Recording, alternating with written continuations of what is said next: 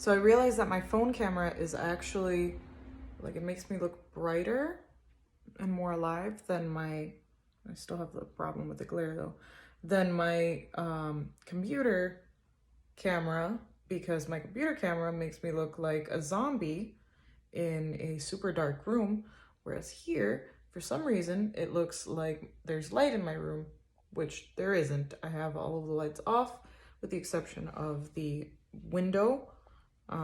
So I'm trying to get that out, like not say it so much. So yeah.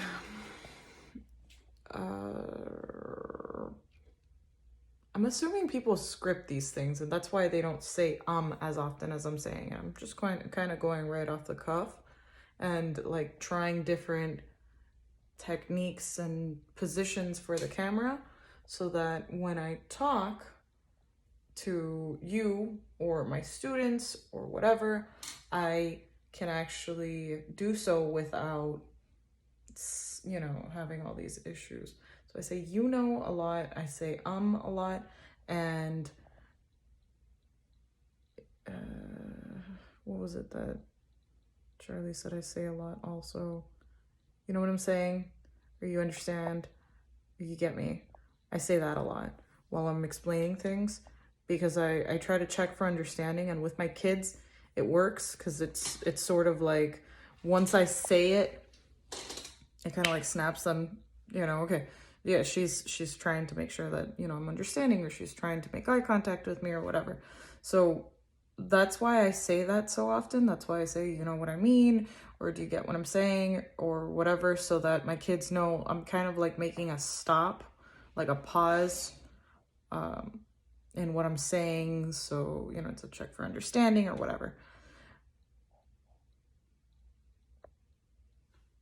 It works with some of them.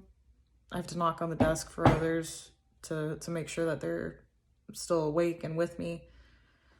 Some lessons, they're all super involved in. Other lessons, I can't blame them, There's a book I read with them that there was like a short story that I was actually really surprised that they were into.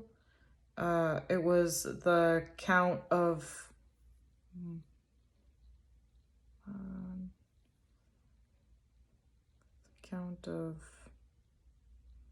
I'll figure it out. I'll find it. But they were like really into it, and it's about a French man who is like trying to get revenge on this other guy, and he like traps him in his like wine cellar. It's a whole thing. And I actually really didn't think my kids were going to get as into it as they did, but they actually really liked it. Same thing with Edgar Allan Poe's The Telltale Heart. I didn't realize they were going to get into it as much as they did. I really thought that they were going to find Edgar Allan Poe boring, and they didn't. So that was pretty cool. The Tales of Amontillado. That's what it was. The Tales of Amontillado. And they really liked that one. I was really surprised. Granted, my kids last year enjoyed more of that kind of like morbid storytelling. So like around Halloween time, for some reason, our lesson plans were getting all wonky once Halloween time had come around, and we were almost about to skip over those stories, which was awful because they really, really liked it. That was actually one of the few stories that caught almost all of their attention, and they were all involved with it, which was really cool.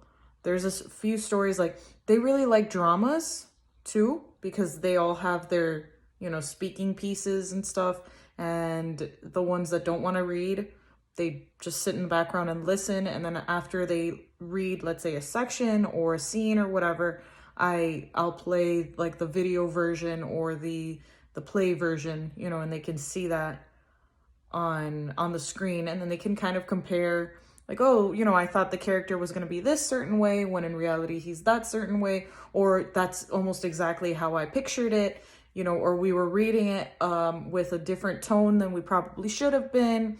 But that's kind of also the beauty of theater and plays, is that you can basically, like, so long as you keep the gist of what they're saying, you can say it however, and kind of like change the theme of it in a way. So you can kind of modernize it, or do it old-timey style, and the kids can really enjoy that.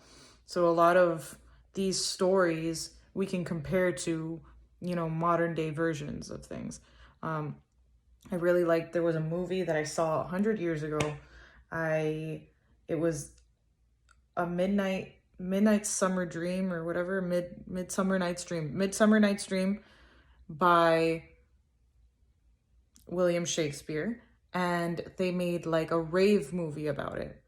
Like it was like or like, yeah, it was kind of like they were, instead of it being at a party, back in the day, it was a modern day rave. And because they were, partying a little hard, they were seeing things, and that's why so it was a modern day version.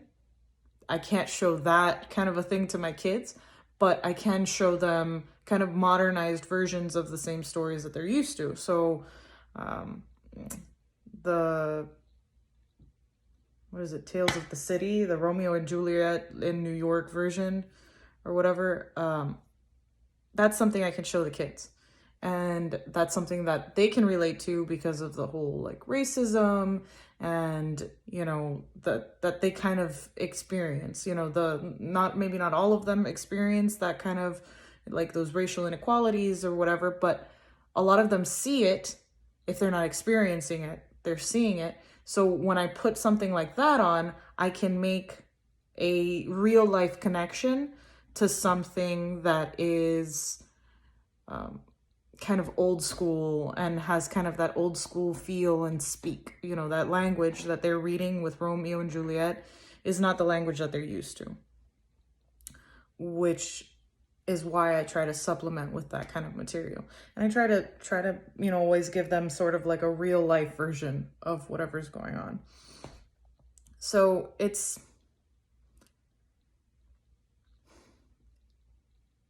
a give and take, So anyway, like I said, I'm just trying to get used to speaking in front of the camera and trying to figure out what works best. So I know that was kind of like an off topic rant, and then kind of like it came back. But yes, I'm trying to get used to speaking in front of a camera, so that when I have to speak in front of my kids and I have to speak in front of their parents, I look like I've been doing it hopefully my whole life, when in reality I'm just been doing it for the last like 3 days.